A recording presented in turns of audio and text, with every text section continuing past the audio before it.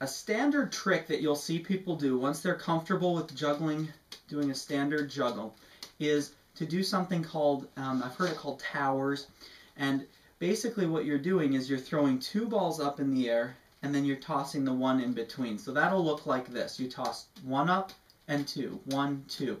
Now the trick to making this look good is that you want to make sure when you're tossing the 2 up in the air that they go at a consistent height. If you're tossing 2 and they kind of go off to the side or you drop it like that, then it's going to look really dumb. So you want to make sure that when you're tossing the 2 up in the air, they go a consistent height. So that takes a little bit of practice. So what I want you to do at first is to practice tossing 2 balls up in the air and try and make them a consistent height. Again, when you throw them off different heights like that, it's really hard to catch them. They fall all over and it looks just silly. So now what we're going to do after we practice that and we get it nice consistent, again, it's a lot easier to catch if they're nice consistent heights.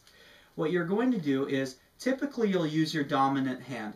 Now you can switch between hands, but typically what people will do is just do this in one hand while the other one is going up and down.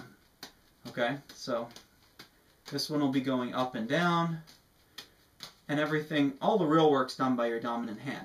Now, can you switch it back and forth? Absolutely. You can switch it so that you're doing, you're doing your right and then your left, or all with your left, or you can grab this one and throw it all around.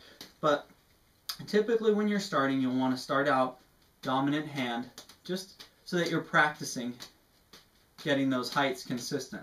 So you want to practice throwing 2 balls in one hand. Make sure that you get pretty comfortable with that. And then you want to practice doing that with your left. Whoa, get it under control. Do two balls in one hand on your left. All right, and practice that. And then you'll start by tossing the 2 up and the 1. Okay. Now this is the foundation for a lot of other tricks.